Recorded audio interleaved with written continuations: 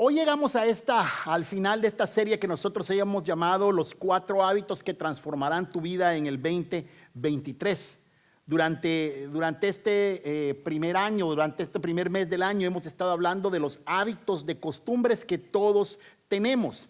Porque todos tenemos, nadie se escapa de esto, todos tenemos buenos y todos tenemos malos hábitos. Algunos hábitos malos que nosotros teníamos eran parte de nuestra naturaleza anterior, de nuestra forma de vida anterior. Y a esos hábitos Pablo le llamaba ropa vieja, ropa que teníamos ahí guardada, hábitos, vestidos que nos poníamos todos los días. Me levanto todos los días enojado, me levanto todos los días buscando pleito, me levanto todos los días con esa habilidad que tenía para mentir sin ni siquiera pensarlo. Y todos esos hábitos nosotros debemos de trabajar para sacarlos de nuestra vida, porque no son compatibles con la vida nueva que hemos recibido en Cristo Jesús. Una naturaleza, una vida nueva que ha sido llamada para glorificar el nombre de Dios. Es decir, tenemos que vestirnos de otros hábitos, de una ropa nueva que nos permita glorificar a Dios en todo lo que nosotros hacemos. Durante las últimas semanas hemos estado hablando ya de 3 diferentes hábitos. Hoy vamos a agregar el cuarto. El primer hábito, dijimos que tenemos que aprender a practicar la presencia de Dios. Dijimos que practicar la presencia de Dios o vivir la presencia de Dios es caminar con Cristo Jesús. Y caminar con Cristo Jesús es vivir en comunión con Cristo Jesús, con su palabra, porque la palabra es Cristo. Es decir, tenemos que aprender a enamorarnos de su palabra y por supuesto tenemos que aprender a vivir por su palabra. El segundo hábito que dijimos que tenemos que aprender a vivir en nuestra vida es aprender a practicar el perdón de Dios, practicar el perdón de Dios. Ahí está mal puesta la palabra, dice partir, pero es practicar el perdón de Dios. En esta vida tan imperfecta que nosotros tenemos, donde nos ofendemos y donde nos ofenden, es necesario aprender a practicar el perdón. Es difícil porque va en contra de nuestra naturaleza. Significa renunciar a aquello que alguien nos debía, significa renunciar a la satisfacción de ver que el que nos la hizo la pague. Y por último, el tercer hábito que vimos la semana pasada era que tenemos que aprender a practicar el agradecimiento. Y vimos en el testimonio de esta mujer que lavó los pies de Cristo Jesús, porque vimos un corazón agradecido de verdad. Un agradecimiento que nace de estar claro, de estar convencido de que Dios nos ha perdonado a nosotros todo y que además que hemos recibido todo lo que tenemos de parte de Dios como un regalo. Santiago, el hermano de Jesús, escribió lo siguiente: amados hermanos míos, no erréis. Toda buena dádiva y todo don perfecto desciende de lo alto del Padre de las luces, en el cual no hay mudanza ni sombra de variación. Hoy vamos a cerrar esta serie con el cuarto hábito y para ello les voy a pedir que por favor abran sus Biblias nuevamente en Colosenses capítulo 3, versos 12 al 17, que es el mismo pasaje que hemos estado usando durante estas 4 semanas. Colosenses capítulo 3, versos 12 al 17, y dice así la palabra de Dios. Vestíos pues como escogidos de Dios, santos y amados, de entrañable misericordia, de benignidad, de humildad, de mansedumbre, de paciencia, soportándonos los unos a los otros y perdonándonos los unos a los otros si alguno tuviere queja contra otro. De la manera que Cristo os perdonó, así también hacedlo vosotros, y sobre todas estas cosas, vestíos de amor, que es el vínculo perfecto. Y la paz de Dios gobierne en vuestros corazones, a la que asimismo fuisteis llamados en un solo cuerpo, y sed agradecidos. La palabra de Cristo mora en abundancia en vosotros, enseñándoos y exhortándonos los unos a los otros en toda sabiduría, cantando con gracia en vuestros corazones al Señor con salmos e himnos y cánticos espirituales. Y todo lo que hacéis, sea de palabra o de hecho, hacedlo todo en el nombre del Señor Jesús, dando gracias a Dios Padre por medio de Él. Colosenses 3, del 12 al 17. Oremos. Padre, te damos gracias en esta mañana porque al abrir tu palabra y acercarnos a ella lo hacemos con el agradecimiento de saber que el Espíritu Santo es quien nos enseña a nosotros estos tesoros que has preparado de antemano para nosotros. Padre, entonces creyendo esto, al abrir tu palabra, te pedimos que la entendamos, que la guardemos en nuestro corazón, que la guardemos en nuestra mente, pero sobre todo que al salir de este lugar aprendamos a vivir por tu palabra. Y yo, Padre, te ruego por mí para que al abrir mi boca pueda hablar con denuedo y valentía el misterio del Evangelio de Cristo Jesús, quien es nuestro Señor y nuestro Salvador, y en quien oramos. Amén. Amén. Nosotros oímos de continuo, y es algo que repetimos, que nuestra meta es llegar a ser como Cristo Jesús. Estamos hablando que Él es la vara de medir, Él es el estándar de vida, Él es a quien nosotros seguimos, no como los que siguen al Barcelona o al Real Madrid, que hacen porras ahí detrás de ellos, sino que nosotros seguimos a Cristo porque somos imitadores de Cristo en su forma de vivir. En Hechos 11, narra Lucas que por primera vez los seguidores de Cristo Jesús que estaban en Antioquía, que era una ciudad de gente, ellos le llamaban a esta gente gentil, era gente que no era judía. Estas gentes eran de muchas nacionalidades. Antioquía era como decir Estados Unidos, pasaban de todos los lugares, y así ahí había mucha gente de muchas nacionalidades, y ahí habían muchos ya cristianos, pero esos cristianos, la mayoría no era judía. Y a eso se les empezó a llamar cristianos. Algunos han sugerido que ese apodo de cristianos era un despectivo. Realmente no sabemos si esto es cierto o no, y si le decían cristianos para burlarse de ellos o no. Lo cierto es que fueron así, fueron llamados cristianos porque eran seguidores de Cristo. Ahora, piensen por un segundo esto. Cuando Cristo Jesús vivía, era fácil identificarse como un seguidor de Jesucristo, porque yo voy caminando, Cristo va caminando y yo voy detrás de Él. Dice que a Él no lo seguían solo sus 12 discípulos, sino que multitudes seguían al Señor Jesucristo, y esos eran seguidores del Señor Jesucristo. Pero cuando se escribe este pasaje en Hechos, ya habían pasado por lo menos 10 años de la ascensión del Señor Jesucristo. Ya Cristo no andaba físicamente en medio de ellos, entonces ya nadie podía andar siguiendo a Cristo por los valles de Israel, sino que los eran llamados seguidores porque ellos hablaban como Cristo, pensaban como Cristo y se comportaban como Cristo. Al fin de cuentas, eso es ser cristiano. Ser cristiano es que me adhiero a Cristo, es poner nuestra fe en lo que Cristo hizo, es aprender a vivir como Cristo vivió. Eso es la cristiandad, eso es ser cristiano. Entonces, cuando vemos esos hábitos de los que hemos estado hablando, de los que hemos estado discutiendo, debemos de voltear a ver a Cristo Jesús para ver cómo es que Él vivía esos hábitos. Porque si decimos que somos seguidores de Cristo Jesús, pues veamos si Cristo Jesús practicaba o no esos hábitos. El primer hábito que nosotros hablamos ya era aprender a vivir la presencia de Cristo, la presencia de Dios en nuestra vida. Y el Nuevo Testamento está plagado de detalles de esto.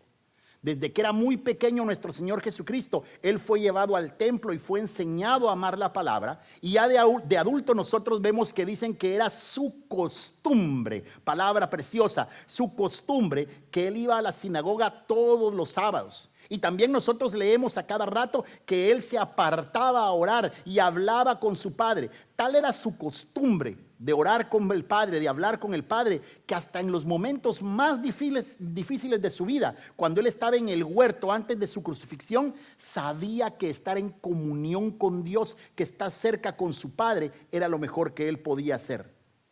Aún antes de partir, Él, en su oración que registra en Juan 17, Él apela a nosotros y le pide al Padre que nosotros aprendamos a experimentar la misma comunión que Cristo tenía con el Padre, que aprendamos a experimentar nosotros esa presencia de Dios en su vida que Jesucristo practicaba.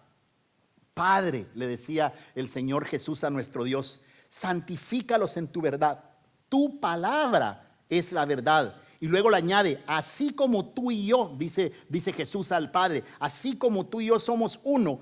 Fíjense que uno puede decir que ellos sean uno entre ellos. Él dice, no, dice así, que ellos sean uno en nosotros, le dice Jesucristo al Padre. Yo en ellos y tú en mí. Padre, dijo aún más el Señor Jesucristo, donde yo esté, que ellos también estén. Eso es lo que Dios espera que nosotros vivamos, que practiquemos su presencia, que vivamos todos los días cerca del Señor, que seamos uno con Él, como Él es con el Padre. Jesucristo también tenía algo que mostrarnos respecto al segundo hábito, el hábito del perdón. Por ejemplo, nosotros podemos entender que Cristo, mientras estuvo en su ministerio caminando en la tierra, en un montón de oportunidades, cuando la lógica no decía lo contrario, el Señor Jesucristo le dijo: te perdono. Probablemente uno de los pasajes que tenemos más claro nosotros es de aquella mujer adúltera que le llevan los fariseos al Señor Jesucristo, que según la ley esa mujer era digna de que la agarraran a pedradas junto con el hombre con que la habían encontrado. Pero cuando Jesús y los que están ahí se le acercan a Jesús y le dicen: maestro, ¿y tú qué dices? ¿La debemos de apedrear, sí o no? Entonces el Señor Jesucristo lanza aquella famosa frase que hemos oído nosotros: el que esté libre de pecado, que lance la primera piedra. Y de esa manera nos une a todos, a toda la humanidad, en esa realidad que en este mundo nadie se escapa, que en este mundo absolutamente todos estamos manchados por el pecado.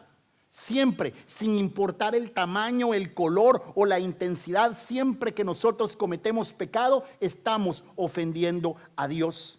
Y eso es lo que Romanos confirma, que cuando todos nosotros estábamos en enemistad contra Dios, peleados contra Dios, es decir, todos habíamos ofendido a Dios, Él, sin importar eso, nos perdonó a través de Cristo Jesús.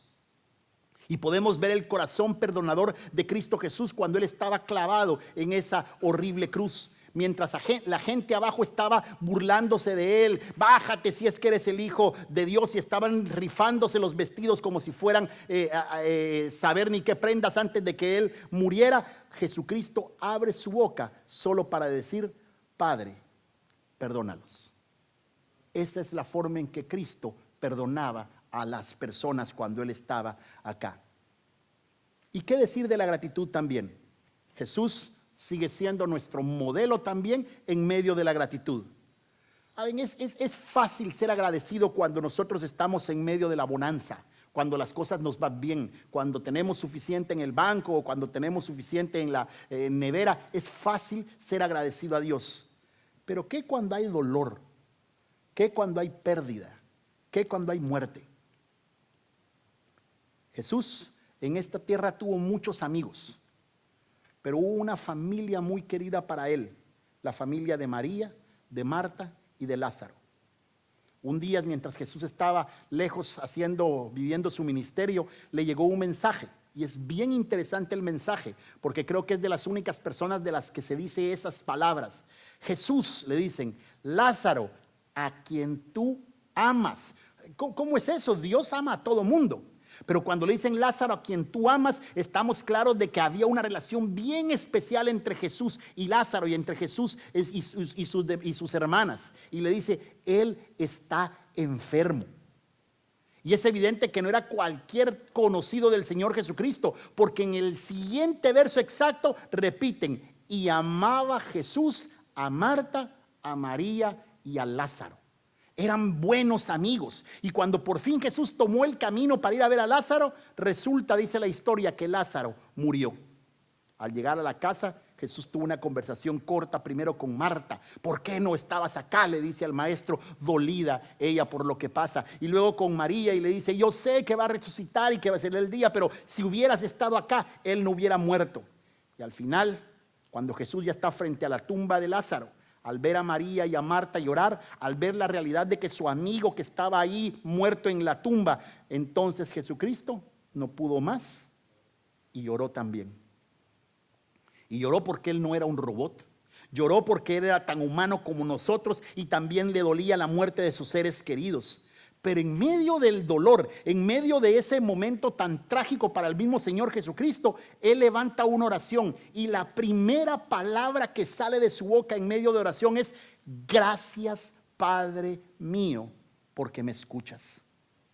No es que esté dando gracias a Dios porque se murió su amigo, pero en medio de la muerte de su amigo, Jesús encuentra una razón, una verdad por la cual vale la pena dar gracias a Dios. Y hoy, cuando empezamos el cuarto hábito, vamos también a voltear entonces a ver a Jesús para tratar de qué trata eso, el cuarto hábito que vamos a ver en este momento. Colosenses dice así: vestíos pues como escogidos de Dios, santos y amados, de entrañable misericordia, de benignidad y de humildad. De eso quiere el Señor que nosotros nos vistamos. Es claro que parte de ese vestido nuevo, de ese guardarropa que nosotros tenemos que tener, que debemos de usar todos los días en nuestra vida, es la humildad. Tenemos que ver en Cristo Jesús a la humildad. La humildad no siempre se ha visto como una virtud. Esa palabra en el antiguo griego había siempre estado asociado a las cosas que son bajas, a cosas negativas, a cosas de poco valor, a aquello que no puede ni siquiera levantarse de la tierra, a baja condición.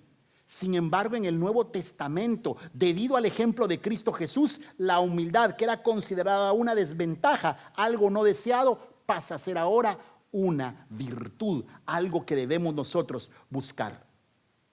Hace unos segundos les decía a ustedes que debemos voltear a ver a Cristo Jesús para entender estos hábitos, porque Él no solo nos pide las cosas, Cristo Jesús también nos da el ejemplo de cómo vivir todo lo que Él nos pide. Y en el Nuevo Testamento hay varios pasajes que nos hablan de la humildad, además de lo que ya leímos hace un ratito. Por ejemplo, en 1 de Pedro 5, repite casi literal lo que Pablo acaba de decir. Y él dice: revístanse de humildad, porque Dios resiste a los soberbios, pero se muestra favorable con los humildes. Y en Santiago, el hermano de Jesús dice lo siguiente: humíllense al Señor y Él los va a exaltar. Pero probablemente el pasaje más famoso, al menos que más me gusta a mí, porque me identifico un poco con él, es el que Pablo habla en la carta de Filipenses. Y dice así este pasaje en Filipenses capítulo 2: que haya en ustedes el mismo sentir que hubo en Cristo Jesús, quien siendo en forma de Dios no estimó ser el igual a Dios como cosa a que aferrarse, sino que se despojó a sí mismo y tomó forma de siervo y se hizo semejante a los hombres, y estando en la condición de hombre se humilló a sí mismo y se hizo obediente hasta la muerte y muerte de cruz. Ese era un canto realmente de la iglesia antigua. Y Pablo viene hablando sobre la forma en que debemos de tratarnos unos a otros. Él dice que no hagamos nada por orgullo o no hagamos las cosas solo por pelear, sino dice al contrario, hagan todo con humildad y traten a los demás como si fueran mejores que ustedes.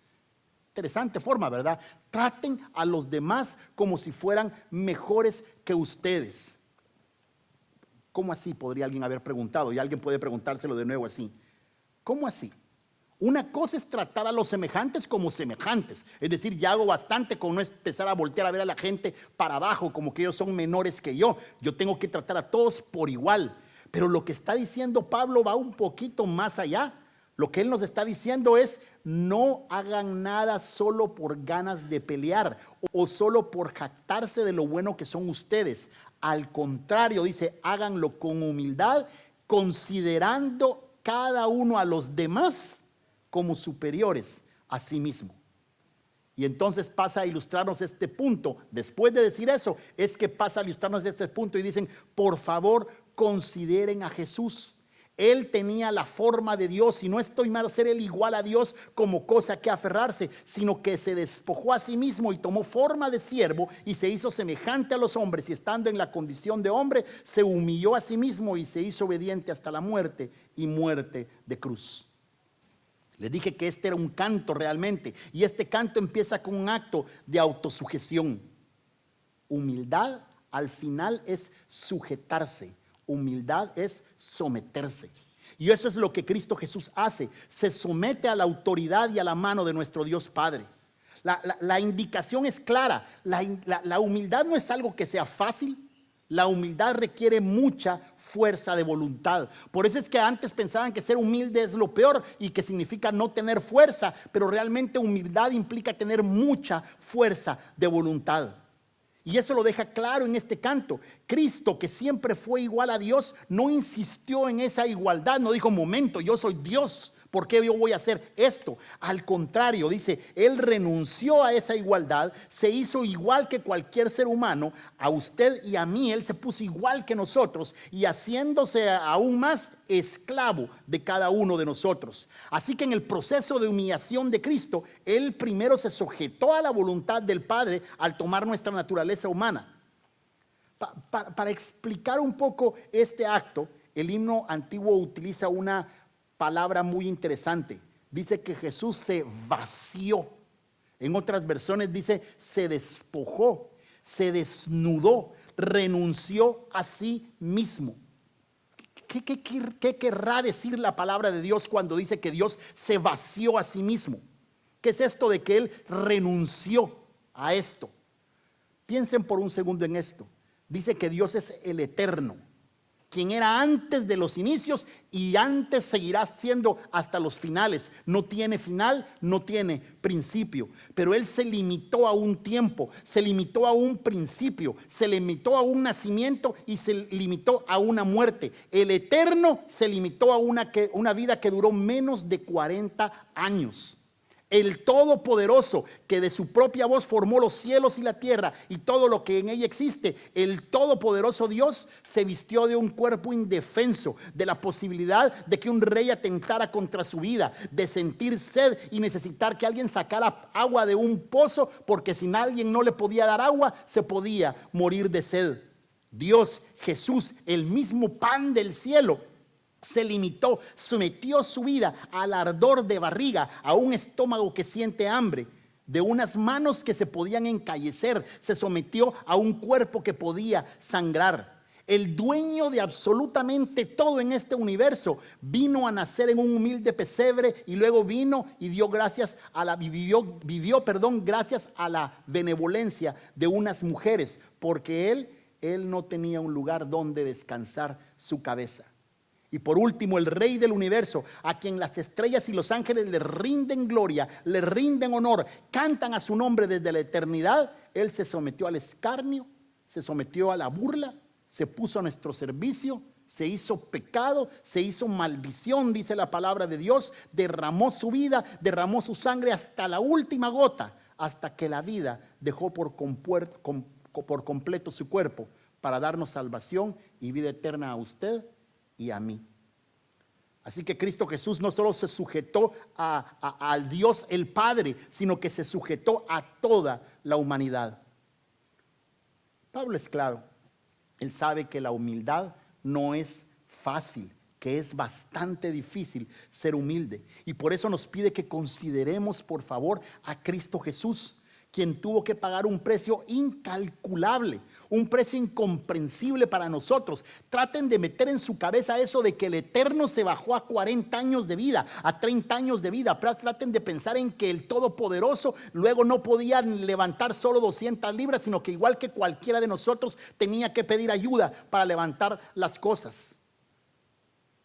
Pero eso no termina allí. La humildad no es algo que hacemos hoy, como que alcancé un título, ya me gradué, ya soy doctor. La humildad es algo que tenemos que hacer todos los días de nuestra vida. La humildad realmente debe ser nuestra forma de vida.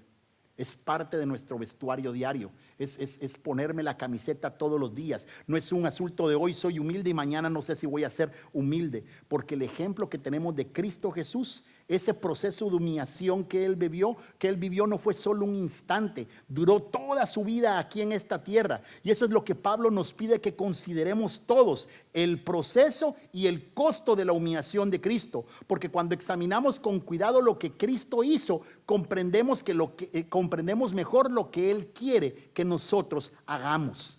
¿Y qué es lo que quiere Dios que nosotros hagamos?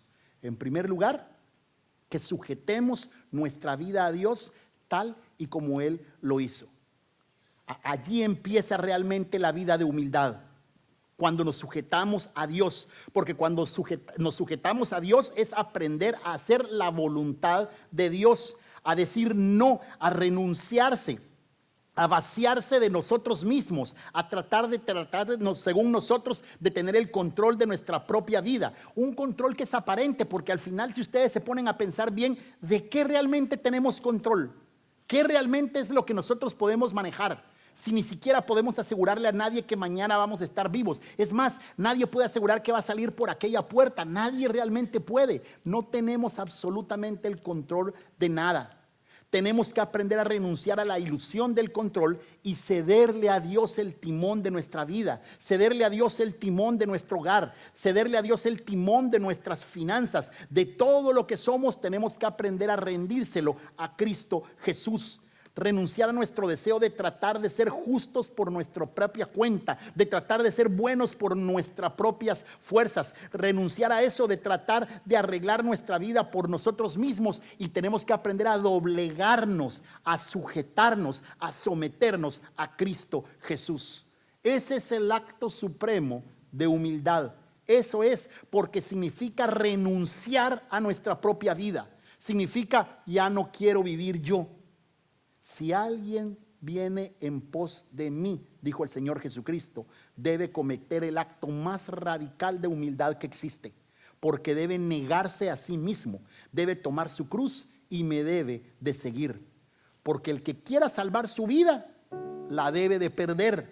Pero miren qué fruto más hermoso de este loco acto de humildad. El que pierda su vida por causa de mí, entonces la encontrará, la hallará. Cuando nosotros le hemos rendido nuestra vida por completo a Jesús, cuando hemos renunciado a todo lo que nosotros consideramos valioso en esta vida para dárselo al Señor Jesús, entonces el segundo paso es también más fácil, ya no es tan gravoso. El segundo paso es que nos sujetemos a nuestros hermanos, a nuestros semejantes, de la misma manera que Cristo lo hizo. Eso es humildad. Si ya hemos rendido nuestra vida a Cristo Jesús, esto que viene cuesta, pero ya no cuesta tanto. Sigue siendo difícil muchas veces, pero cuando Pablo nos dijo que consideremos a Cristo Jesús, debemos considerarlo por completo.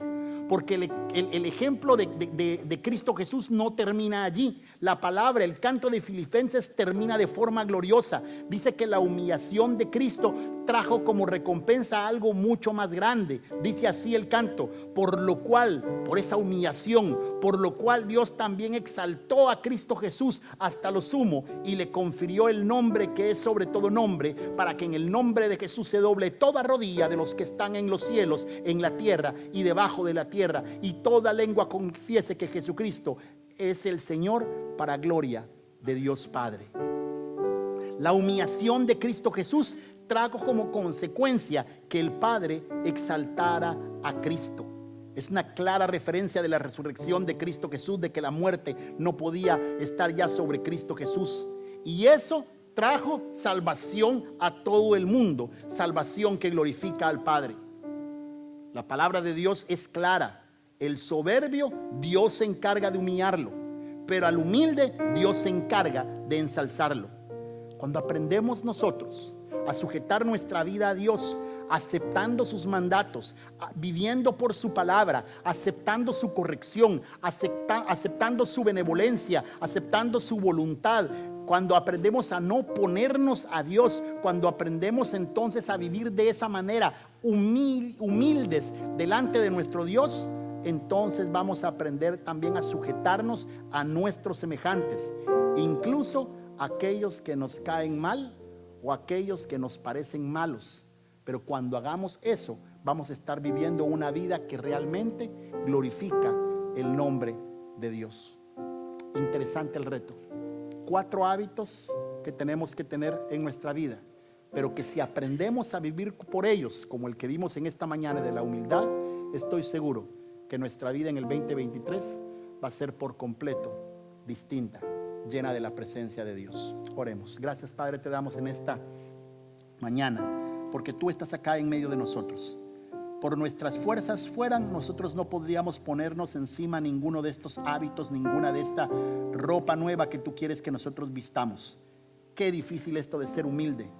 Qué difícil esto de aprender a sujetarnos a ti, de renunciar a nuestros propios deseos para aceptar tu voluntad en nuestra vida.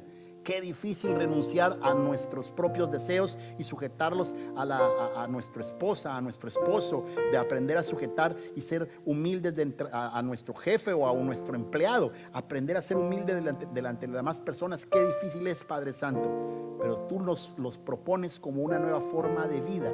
Y si de verdad creemos en ti, si nos hemos humillado, si nos hemos sujetado a ti, pues tenemos que aprender a vivir de esa manera. Ayúdanos a hacerlo todos los días de nuestra vida y sabremos que así estamos glorificando tu nombre para siempre. Oramos hoy en Cristo Jesús. Amén y amén.